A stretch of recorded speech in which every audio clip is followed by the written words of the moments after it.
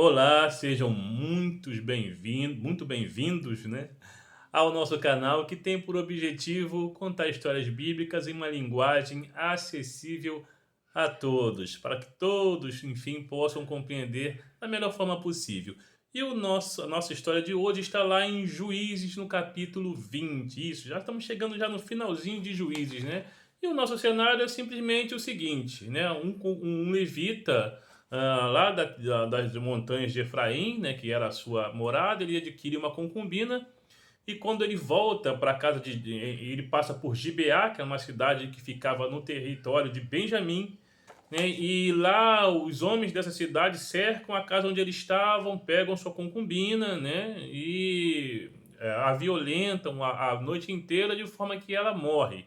E aí ele pega esse corpo, ao invés de enterrar, ele pega o cutelo e parte, né? Esquarteja ela em 12 pedaços e enviam todas as tribos de Israel. E aí começa a nossa história. Cada tribo recebeu um pedaço da concubina e marcaram uma reunião e foram saber o que estava acontecendo. Que absurdo era aquele, né? E aí as 11 tribos se reuniram em determinado lugar. A tribo de Benjamim não foi, mas ficou sabendo o que estava acontecendo e ficou lá de butuquinha, tranquilinho, tocadinho, quietinho. E aí aqueles homens, né, os príncipes, se reuniram lá e perguntaram pro levita o que que aconteceu, o que que houve. E aí ele contou a história, né? Olha só, eu estava passando por Gibeá, e os homens de Gibeá cercaram a casa onde eu estava, pegaram minha concubina, a violentaram a noite inteira e a mataram. Eu acho isso um absurdo, porque nós somos irmãos, isso não se deve acontecer em Israel, tal absurdo não pode, né, acontecer, e aquela coisa toda mais, enfim. E parece que o discurso do levita, né, foi realmente ele conseguiu inflamar todas as 11 tribos. Foi muito persuasivo e convincente. E também ele era muito considerado, né? Ele era muito respeitado por ser um levita. Os levitas não tinham herança, né? Eles foram distribuídos em cidades, em cada herança, em cada tribo tinha uma cidade dos levitas. Mas de forma que eles eram muito respeitados simplesmente pelo cargo, pelo ofício, né?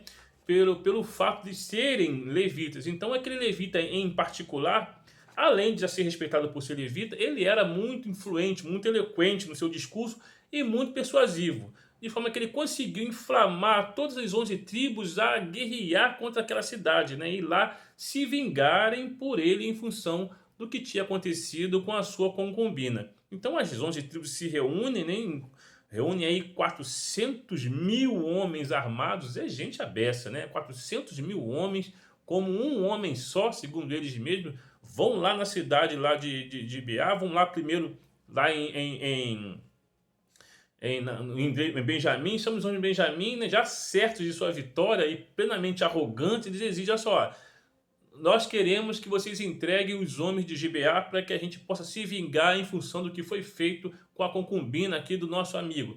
Nós queremos esses homens, que vocês entreguem esses homens agora, agora. E aqueles 400 homens lá seguros, né, da vitória, da sua superioridade numérica e arrogantes, exigentes e tal, inflamados pelo discurso lá do levita e tal. E é só que a tribo de Benjamim simplesmente dá de ombros, não tá nem aí, não tá nem aí. E mais ainda, não só não liga para aquelas ameaças, aquela pompa toda tal, como vai lá e ajuda, então oferece a sua ajuda à cidade de Gibeá. Eles reúnem 26 mil homens e escolhem, né, da cidade de Gibeá os 700 homens canhotos que atiraram com fundas, né? Eles eram, assim, a Bíblia fala que eles eram no verso 16, a Bíblia fala que esses homens canhotos que atiraram com fundas, eles eram tão precisos que não erravam nem um fio de cabelo, ou seja, eles eram infalíveis, né? Eram os snipers da época, os atiradores de elite, podemos dizer assim. Então, é, Benjamim também sabia da sua capacidade, então ele reunia aqueles homens, né, os 26 mil, mais os 700 atiradores de elite, né, e eles conheciam muito bem o terreno, e falando assim para Israel, ó, pode vir, vem, pode vir. Tá chateadinho por causa da Levitinha? Tá? Vem, pode vir. E aquilo foi pior ainda, aquilo que foi assim, não, então eles reuniram lá e falaram assim, olha só, o pessoal de Israel, né, reuniu de novo e falou, olha, nem precisa ir todo mundo. Só tem meia dúzia de gato pingado lá, uns candanguinhos lá que atira a funda, sei lá o que e tal. A gente vai arrasar com eles. Não precisa de todo mundo, não. Vamos seguinte, vamos fazer aqui qual tribo que vai primeiro lá. Só uma tribo já é o suficiente, né? Diante do nosso poderio bélico, uma tribo já é o suficiente. Então eles consultaram a Urim, Tumim lá, aquela coisa, porque a Arca da Aliança estava lá. E aí eles consultaram e falaram assim, ó, vai a tribo de Judá.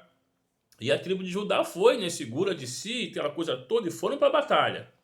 Na primeira batalha, o pessoal de Judá perderam 22 mil homens. 22 mil morreram na primeira batalha. Aí eles voltaram, choraram, aquela coisa toda. Perdemos 22 mil. Não é possível que isso aconteceu. Não acredito. Mas olha só, provavelmente a nossa estratégia estava errada. Né? Alguma coisa a gente fez errado, agora a gente vai lá e vai arrasar, porque isso foi um acidente de percurso, isso não é uma coisa, não é normal perder 22 mil homens para aqueles caras, não é possível. Voltaram lá, e dessa vez, na segunda batalha, perderam mais 18 mil. E aí eles choraram mais ainda e tal, só que agora eles descobriram o que tinham que fazer. Eles tinham que se humilhar ao Senhor. Eles tinham que se humilhar, né? Eles tinham que se humilhar. Porque além da estratégia, né? Os benjamitas conheciam muito bem o terreno e eram ajudados pelos atiradores de elite, né? Mas mesmo assim, ele falou assim, não, acho que o problema não está neles, está na gente, porque nós somos em maior número. Então eles se humilharam ao Senhor, fizeram um concerto, uma nova aliança, um reavivamento espiritual, e choraram, jejuaram, se humilharam, fizeram sacrifícios e tal. E enquanto isso, Benjamim estava cheio de moral, olha lá. Os caras lá, e 40 mil homens entregam. Só mais nós, ó. Mais nós. A gente sabe, a nossa estratégia é muito melhor. A gente conhece o terreno, estamos nossos atiradores de elite e a nossa estratégia é infalível. E pode vir quantas vezes quiser e a gente dá conta. E beleza. Então, depois de tudo isso, né, eles finalmente, Deus falou para eles assim: olha só, pode ir, que eu vou entregar os seus irmãos em suas mãos. Então, eles bolam um plano, né? Eles revivem aquela mesma que emboscada que Josué, né, lá em Josué no capítulo 8, faz com a cidade de Ai, né? Eles vão um determinado número para a batalha de novo, e aí começa de novo aquela batalha e tal, e eles começam a recuar. Aí os benjamitas falam, olha lá, estão recuando da mesma forma, pela terceira vez, e vai ser sempre assim e tal. E eles começam a recuar, a fugirem, né? E aí os benjamitas saem de seus abrigos da montanha, saem do seu terreno, do seu habitat natural e começam a perseguir o povo de Israel, né? As outras tribos de Israel. E no caminho matam uns 30 homens. Eles ficam mais empolgados ainda. Ah, agora a gente vai arrebentar logo todo mundo e tal. E aí eles são atraídos, né, para uma cidade chamada Baltamar, né? E quando eles estão atraídos para essa cidade e tal, mais outros 10 mil homens de Israel que estavam intocados lá em determinado lugar, eles invadem a cidade de Gibeá e passa o rodo geral, queimam tudo, matam todo mundo, queimam tudo, aquela coisa toda, todo mundo. Aí, quando o povo de Israel, né, vê aquela cidade, aquela fumaça que saía da cidade de Gibeá, era exatamente o sinal. Então eles se voltaram e começaram a atacar de novo, a brigar de novo. E os homens que tinham queimado, aqueles outros 10 mil que tinham queimado a cidade, agora cercam, né, a tribo de Benjamim, né, com seus homens e todo. E agora eles se veem fora do seu terreno, agora eles se veem em desvantagem porque não estava mais naquele terreno montanhoso onde eles conheciam cada pedacinho. E eles estão cercados e aí eles começam a perder. A coisa, no começo fica acirrada a batalha, mas eles começam, né, a perderem e tal. E nesse meio tempo ali, eles caíram 18 mil ali, na coisa, mais 5 mil eles começam a fugir e tal, 5 mil morrem no meio das estradas, na fuga, no meio do caminho, 2 mil morrem no final.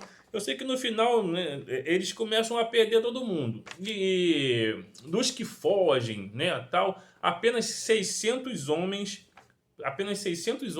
conseguem escapar, realmente com vida, né? Então eles perderam 18 mil no meio da batalha, 5 mil na fuga, 2 mil mais 300. Enfim, o fato é que apenas 600 homens conseguem escapar e se escondem lá no deserto e ficam lá intocadinhos, né, por cerca de 4 meses. 4 meses, né? Ao todo, nessa batalha toda, nessa pendenga toda, morrem 65.700 soldados. Só soldados morrem aí. 65.700 soldados, mas fora toda a cidade de Gibeá e depois as outras cidades de Benjamim que também foram queimadas. Ou seja, eles queimam praticamente sei lá, hoje seria um bairro inteiro, talvez um município inteiro de pessoas mortas, né? Isso por causa de todo o discurso inflamado de Benjamim, por causa de uma vingança. Eles morrem 65.700 apenas soldados, fora as pessoas comuns, fora os civis. Então, diante de todo esse cenário, aquela coisa toda, eles, no calor da batalha, o pessoal de Israel juraram que jamais dariam suas mulheres, né, suas filhas, para os 600 homens que sobraram de Benjamim. Eles vão ficar na saudade, ou então que se misture com outras pessoas lá. A gente não vai dar, não vai dividir, não vai ser parente mais desses caras. Eles, se quiserem, que adquiram outras mulheres estrangeiras, aquela coisa toda. Só que depois, com a cabeça fria, eles perceberam que, se fazendo isso, a tribo de Benjamim simplesmente iam deixar de existir. E isso era muito grave para o povo de Israel. Só que aí, né, eles resolveram até perdoar a galera lá, né, os 600 homens que estavam escondidos no deserto. Eles resolveram perdoar diante daquela culpa que eles sentiram, do arrependimento. Só que eles já tinham jurados que não dariam as suas mulheres, suas filhas para aqueles homens. E então a tribo ia acabar. E como é que faz? Que solução teria? E aí realmente eles arrumam uma solução. Só que a solução também é uma das piores possíveis, uma das piores possíveis. Então, como assim como uma solução vinda às vezes por homens sem consultar a Deus acaba realmente em tragédia, né? Foi uma tragédia terrível. E a solução que eles encontram para os benjamitas é muito ruim, mas isso aí é assunto para uma outra história. No mais, se você gostou desse conteúdo, deixa aí, por favor, o seu like, que ajuda muito, nos fortalece. Se inscreva se não for inscrito. Se quiser compartilhar com alguém que acha interessante, que tem alguma dificuldade em entender as histórias bíblicas. Enfim, fique com Deus e pense nisso.